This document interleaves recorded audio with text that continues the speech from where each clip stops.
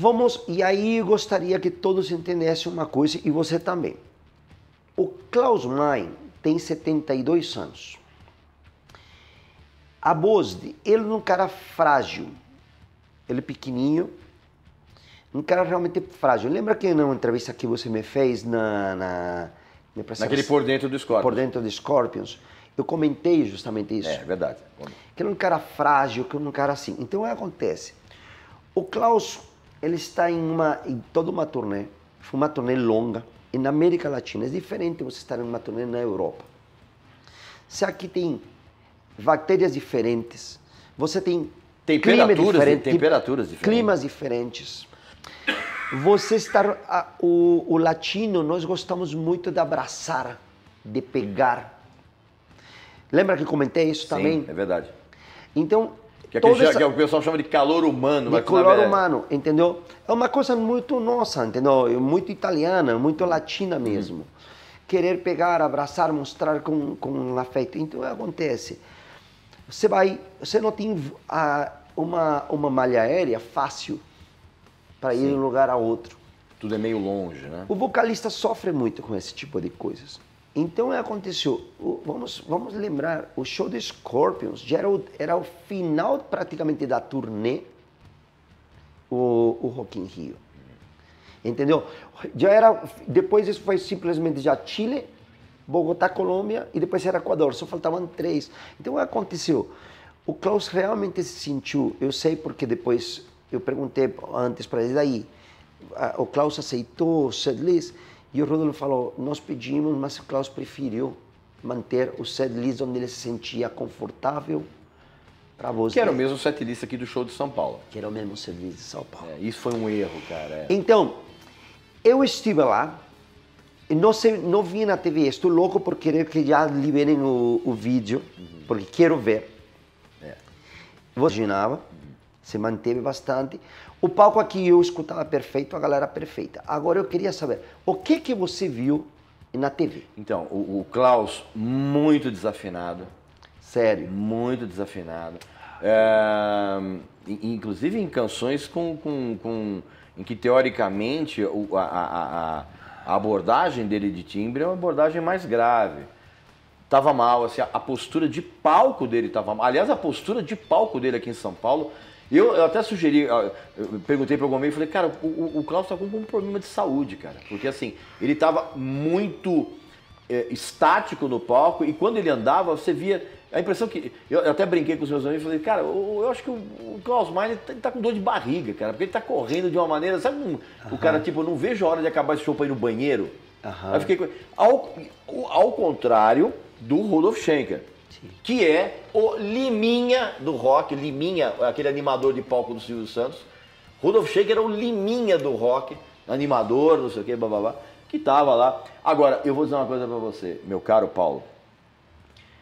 Uma coisa que eu queria muito entender, cara, é qual foi o demônio que entrou na cabeça do Matthias Jabs para ele resgatar aquela guitarra, que é uma das coisas mais feias da história da música universal, que é aquela guitarra que ele mandou fazer para o primeiro Rock in Rio, aquela guitarra verde, cheia de bandeirinha do Brasil, uma das coisas mais medonhas.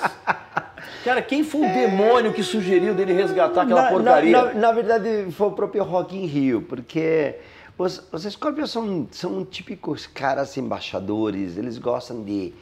Eles gostam de agradar todo mundo, né? Eles gostam de... aquela coisa, vamos lá, de sou bacana. E é engraçado porque... Vou passar a mão na tua bunda, tudo bem? Ah, legal, isso aí. Não, eles são mais não tão assim, mas no sentido de que, bom, pediram para eles fazer a história da guitarra e tocaram com essa guitarra. E mesmo que o som dessa guitarra não é bom, o próprio Matthias... Não, meu, que isso, Paulo, pelo amor de Deus. Não é que o som da guitarra não é bom. O som da guitarra é horrível. É horrível. O próprio Matthias falou, por isso que não tocou mais, né, com ela, porque se fosse o puta som, né? Não, o Matthias conseguiria tirar um som de uma tábua de passar roupa muito melhor do que aquela guitarra, um negócio horroroso. Cara, é engraçado, você tá vendo como são os dois pontos de vista? Pra mim, eu já vi como um jeito de um fã, que puta, me senti do lado da lendária guitarra do Rock in Rio. É, uma guitarra lendária de tão ruim. bom. Eu até tirei uma foto com essa guitarra. Meu, você sabe que se você tirar foto com essa guitarra dá azar, viu, bicho? Isso é maldição. Agora, realmente, pela TV, ficou bem nítido isso. O Klaus está cansado. O Klaus, cara, eu que a acho grande o seguinte, contratação, o grande gol, Paulo, foi a contratação do Mickey D. Sim, o Mickey, eu acho que no show de São Paulo e nesse show do Rock in Rio, o cara realmente se liberou. Eu lembro que eu tinha também comentado de que ainda gostava muito mais do jeito como era o James Kotak. Sim. E nesses shows, o Mickey D se voltou o cara do fã. Eu acho que ele mostrou uma outra faceta muito mais... Inclusive ele no camarim estava muito mais livre e tal. Levei os caras do Sepultura para dar um oi para todo mundo dos Scorpions. Todo mundo Paulo, isso não tem a ver com o fato de que você... porque eu lembro quando o Scorpions esteve aqui em São Paulo, que o Mickey tinha acabado de entrar. Que inclusive eles tocavam Overkill em homenagem ao Ghost e tal.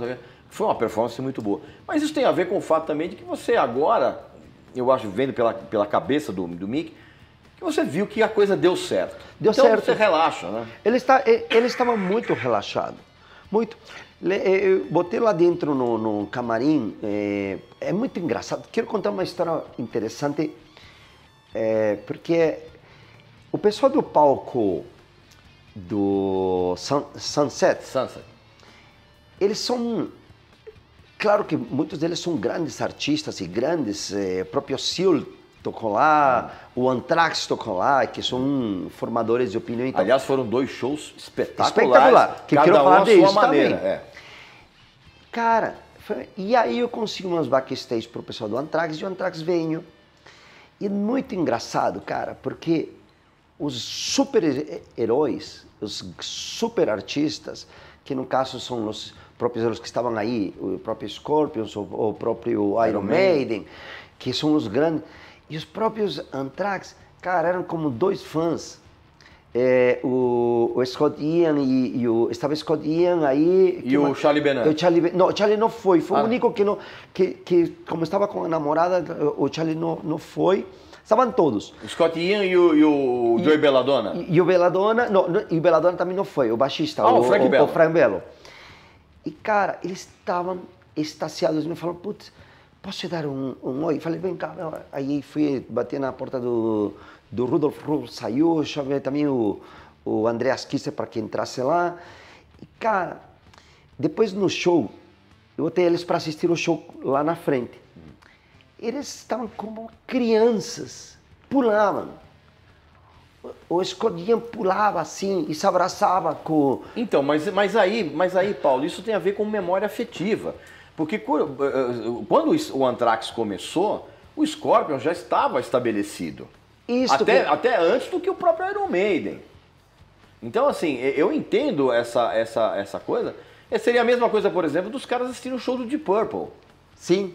Porque, assim, eram os heróis da infância. Então, eu entendo perfeitamente a reação do pessoal do Anthrax de estar vibrando e de ver Scorpion. É muito interessante isso, cara. Você vê... Porque é coisa da infância. É coisa... E aí me falava, o Frank me falava, cara, me sinto como se fosse um adolescente. E ele, assim, pulava, sabe? Aconteceu mais ou menos igual. Eu fui com o Mickey de assistir o Iron Maiden. Fomos lá, levei ele lá, ficamos assistindo um pouco. E o Mickey também estava nesse êxtase assistindo Iron Maiden. Então é muito bonito de se ver essa parte. Agora eu queria também, depois que já temos falado de assunto Scorpions e Iron Maiden, só quero finalizar. Eu acho que o Iron Maiden, por mais que sejam bons amigos dos Scorpions, mas eles fizeram uma jogada de xadrez interessante. Ter tocado nesse horário, eles demoraram em sair do palco, demoraram em fazer para que o Scorpions fizesse o soundcheck. O Scorpions quase não teve tempo de montar esse equipamento.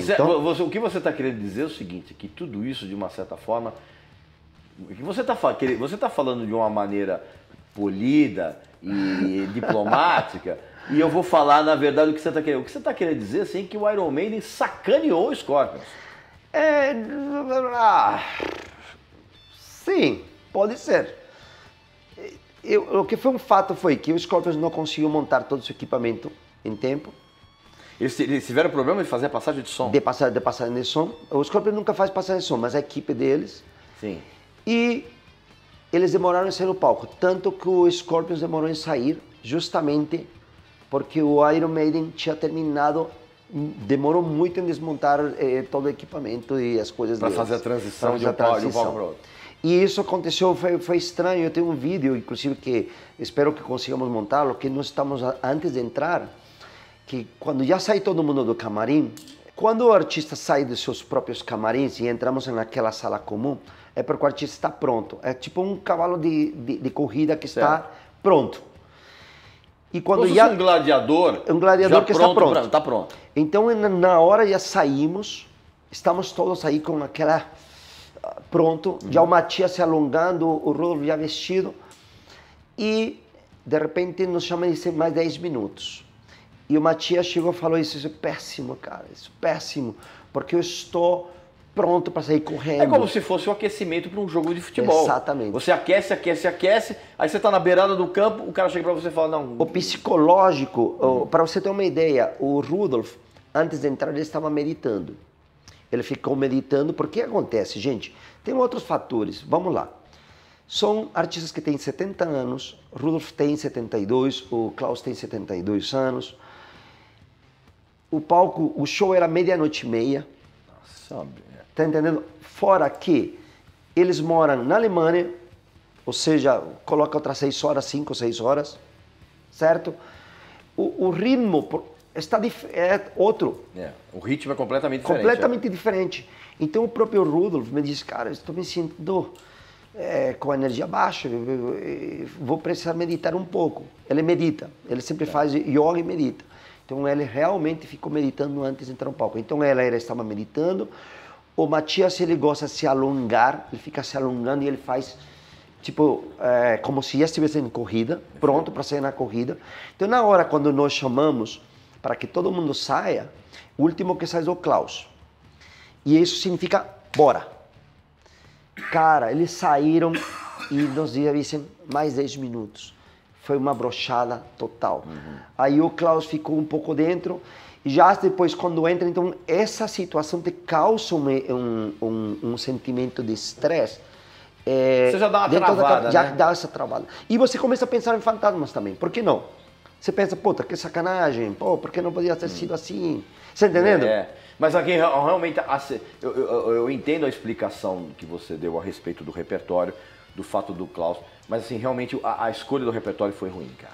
Sim, eu como um fã, além de ter trabalhado com a banda por tantos anos e que muitas vezes eles tocaram músicas que eu pedi, a própria No One Like You sempre estava, quando tocavam No One Like no Brasil, na América Latina, porque eu pedia a música e eles tocavam. Antes eles não colocavam isso no setlist. E aliás, tem uma coisa interessante, Paulo, que pela TV deu essa nítida impressão. O Scorpions no show ele faz um medley dos anos 70, com Top of the Bill.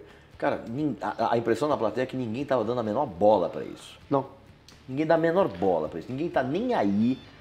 A impressão que dá é que os caras, como o pessoal dos Scorpions gosta de agradar muito, eles falam, não, vamos agradar o pessoal veterano. Assim, a plateia, ninguém tava nem aí com Top of the Bill, Speed is Coming, nada, e cara, né? E eu vou te falar uma coisa, uma história diferente é você passar um festival chegando às 6 horas da tarde, tem gente que chegava às 2. É bem diferente você assistir um festival às 6 horas da tarde, que já é de tardecinha, que já está mais fresquinho no Rio, e você sair às 2 da manhã, às 2 da manhã você não pode estar, você não está na condição igual. Você nem presta mais atenção ao show. Não presta mais atenção. Você está preocupado mais em como é que eu vou sair daqui. E como que eu vou sair, tenho que sair antes que não sei o quê. Então assim, foi uma coisa que eu abordei, só que na hora da hora, o vocalista, nisso ele tem o controle.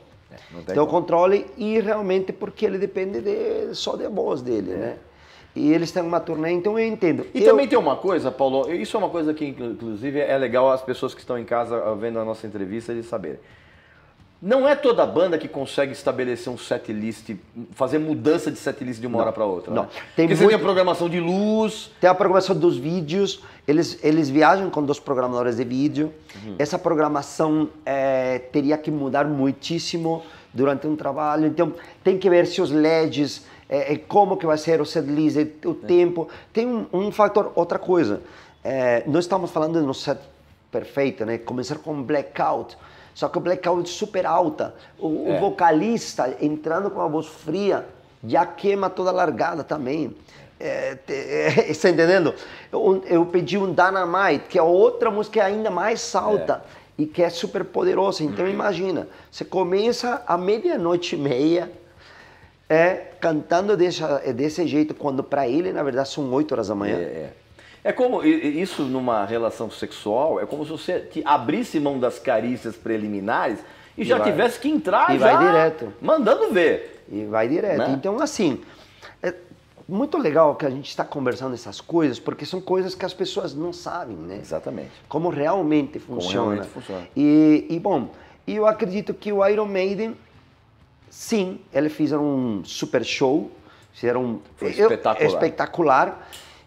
Fizeram o show, porque teve todas aquelas mudanças de palco e todas as mudanças de roupas e toda essa história. Só que eles foram também mestres jogando fora do palco. E tem muito disso, né? E foi engraçado, Paulo, porque... isso nos outros festivais tem muito disso, né? Cara, na hora da hora... Não é só no Rock in Rio, cara, né? na hora da hora, eu percebi muitas vezes isto. E já me aconteceu a mim mesmo. E já me aconteceu de ter brigado com caras que eram muito amigos meus, e depois, na hora de estar aí, ele defende sua banda, e a banda vai e faz, e termina até fudendo, te fala, não, eu tinha falado meia hora de câmbio de set, mas não, vai ser 30 minutos. Você, inclusive, naquela outra entrevista, você falou sobre aquele problema que você teve com o Dave Mustaine, por exemplo, né? Então, o Dave próprio, Kiko não podia fazer nada. Teve que ficar calado. E era a sua própria banda que estava fazendo com a sua própria banda. Então, assim, cara, na hora da hora de show business, é como se... É cada um por si, né? Cada um por si. É como se você colocasse, tem uma bolacha, agora corra. Quem pegou primeiro, come. Perfeito. Você teve contato com outras bandas lá nos bastidores? Então, daí estive lá no Sunset, Nervosa apavorou. Público realmente... enlouqueceu com elas, mesmo com o calor que estava. Muita gente, e estava muito quente, cara. Estava pelo menos uns 36 graus. E ela saía apavorando, a galera ficou enlouquecida. O carisma da Fernanda é uma coisa impressionante. A Fernanda realmente mandou muito bem. Aí depois teve o Torture, que, cara, fizeram um bonito show. Gostei muito da ideia deles ter trazido aquela dançarina. Que a Kali, a deusa Kali. Deusa Kali, é legal. Fantástico, achei espetacular.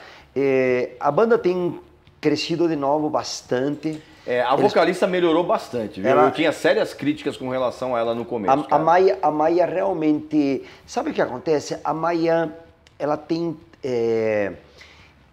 todo o poder, porque ela canta bem como lírico e canta bem como que chama no grave? Gutural. No gutural. O que eu chamo de vomitando presuntada podre. Então, sobre a Maiara, eu acho que ela é uma grande vocalista, ela domina as duas vertentes, só que um artista se faz no palco.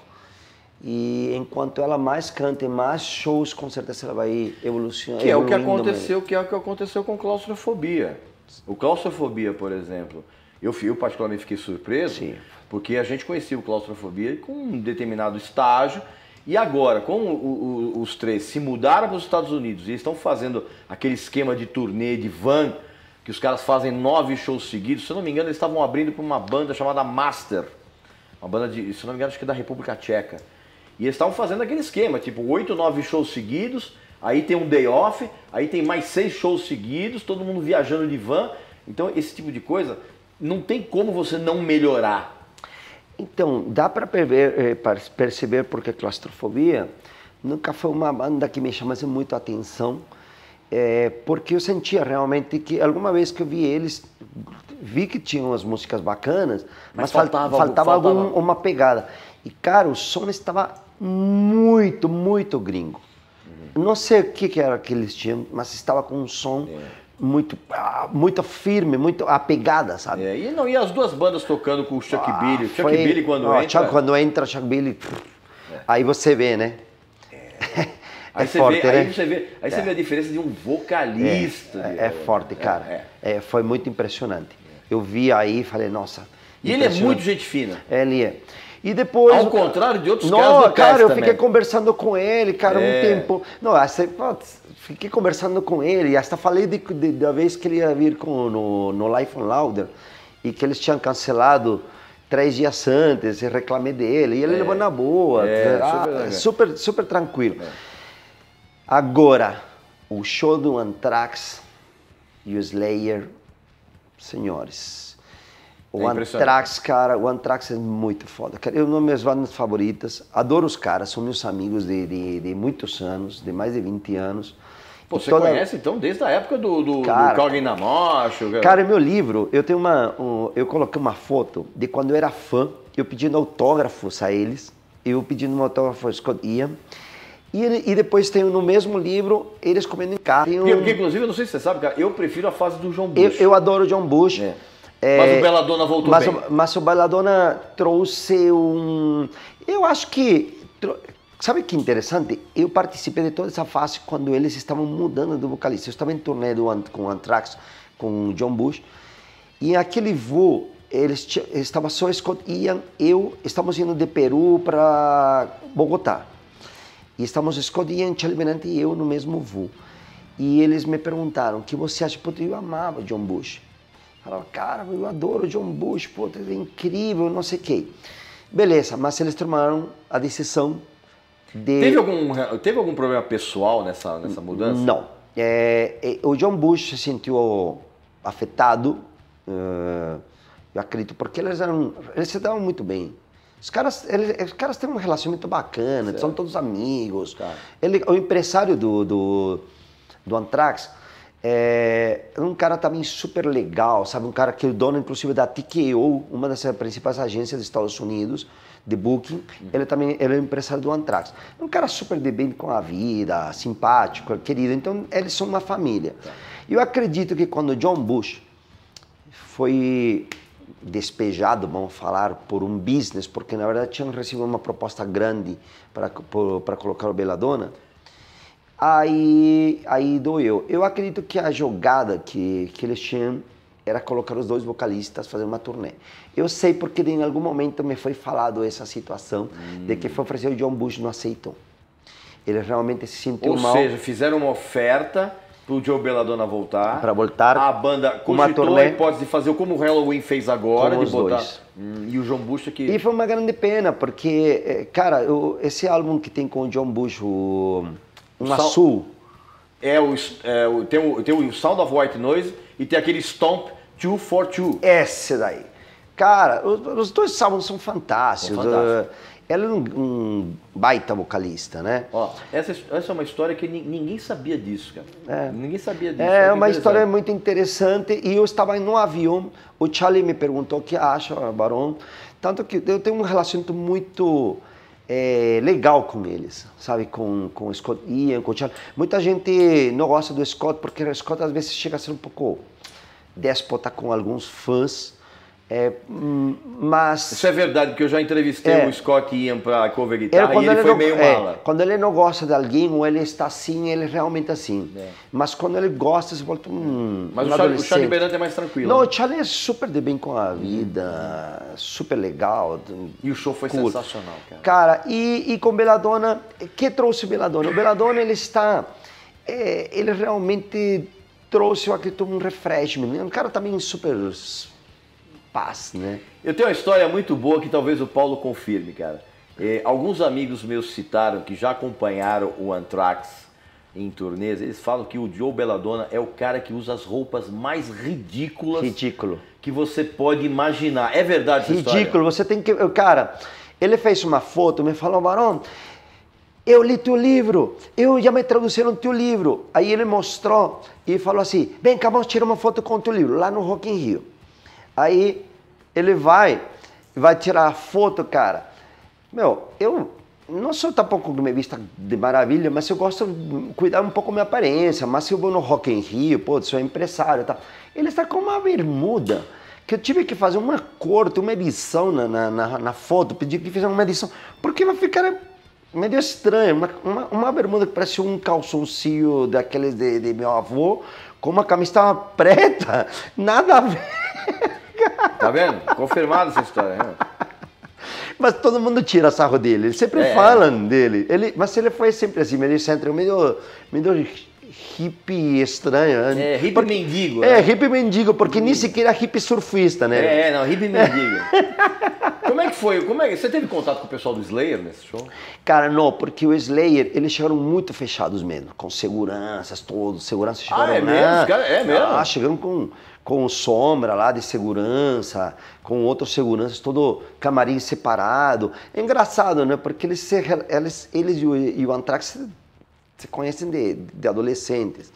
E eles estavam realmente bem isolados em um canto. A história que eu sei é o seguinte, cara, que o Slayer, na verdade, ele terminou muito mais pelo Tom Araya. O Tom Araya não quer mais excursionar, não quer mais fazer show, não quer mais gravar e também não quer mais conviver com o Kerry King. Porque o Kerry King, como patrão, diz que é um negócio barra pesada, cara. Bom, Kerry King não é o cara mais bem-humorado do mundo, não é um comediante, né? Ele é marrento, né? Eu nunca, em toda a minha história, eu nunca tive assim, um contato muito perto com o pessoal do Slayer. Máximo foi com batera, com Dave Lombardo, que é muito gente fina. Que é gente finíssima, e ele fala espanhol, e por ser cubano, a gente já conversou bastante. Inclusive, quase montei, não sei se você sabia, eu quase montei uma banda em Los Angeles, que era Dave Lombardo, Rudy Sarso, Kiko Loureiro, Jeff Scott Soto. Porra! Sério, eu cheguei, tem uma fotos aí eles chegaram a ensaiar 2 vezes. É mesmo? Era uma banda que eu queria fazer, e Roy Z. Era uma banda que eu quis fazer de latinos, de super-heróis latinos. E, mas seria sério, muito legal, te juro. Né? Chegaram a ensaiar. Um dia pergunta pro Kiko, você vai ver. Ou pergunta pro Roy Z, ou pro Roy. Fizemos 2 ensaios. E foi uma banda que eu montei em uma janta no Rainbow. Chamei meus amigos, aí, David, estou aqui e tal. E aquele dia, tem uma foto, inclusive, no Rainbow, para quem for no Rainbow, daquela janta que nós fizemos. E naquele dia, chegou o Tom Morello a jantar e me deu, ei, Barão, e falou, pô, o guitarrista que faltava. Imagina o Kiko Loureiro e o Tom Morello juntos. Nossa, meu. Porque o Rudy Sarzo topa todas, né? Todas. O Rudy Sarzo, se você perguntar pra ele se ele topa tocar na inauguração de uma barraca de pão de queijo, ele vai, cara. E o cara mais de coração mais fantástico que tem. O Rudy o Rudy é uma pessoa sensacional pra entrevistar. Cara, pra mim é um dos meus exemplos de vida, por ter sido um latino que saiu realmente de Cuba, criança, e ter vencido na vida e ter estado nos... Cara, esteve em todos os lugares no momento certo. Com Ozzy no momento certo, com Quiet Riot no momento certo, Whitesnake no momento certo. Mas talvez tenha a ver com o astral dele. Ele é super assim. Ela é incrível. E, cara, você acredita que eu ia montar uma banda? Na verdade, todos tinham aceitado. Como é que ia chamar essa banda? Você tinha nome? Não sabíamos ainda, porque primeiro mandei eles ensaiar, fizemos uma pizza, tem essa foto. Busquem essa foto, está no Rainbow, na última mesa do lado, se você entra do lado direito, aí, tem a foto. O que o Paulo está querendo dizer é o seguinte, se você, por um acaso, você visitar o Rainbow, Rainbow Bar and Grill, lá em Los Angeles, que é um lugar super famoso, procura essa foto, porque eu acho que essa foto não tem na internet. Cara, eu uma vez postei essa foto, cara. Você tem essa foto? Tenho essa foto. Peraí, manda pra gente. Vou mandar. Vamos finalizar. Problema resolvido. Vamos finalizar esse programa com essa foto, só para que fique de memória, Isso. vai. Sério, cara, era...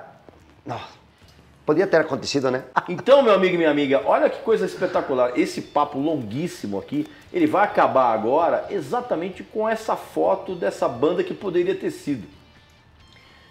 Paulão, muito obrigado mais uma vez por mais um episódio. Você, meu amigo e minha amiga, já sabe, faz a sua inscrição aqui no canal. Você já sabe muito bem, não vou ficar explicando isso, que é uma coisa simplesmente óbvia. Não esquece também de visitar a nossa loja, que tem uns produtos bacanas. E a gente volta muito em breve com mais um episódio aqui na nossa série por dentro. E por favor, se quer saber mais de bastidores, Rocking All My Dreams, siga meu livro, muito interessante, pelo menos para mim. Não, é para mim também. Se é interessante para mim e para ele, vai ser interessante para você também. Tchau. Uau, Scorpio no Rock in Rio, experiência única. Como expressar, né? É um momento tão especial, onde você tem os Scorpions. Eu me lembro quando o promotor aí me disse assim, os Scorpions são pequenos, nós trabalhamos para que isso acontecesse. E hoje aqui no Rock in Rio, 100.000 pessoas cantando com eles. Isso é fantástico. Isso é uma vitória, isso é Rocking All My Dreams.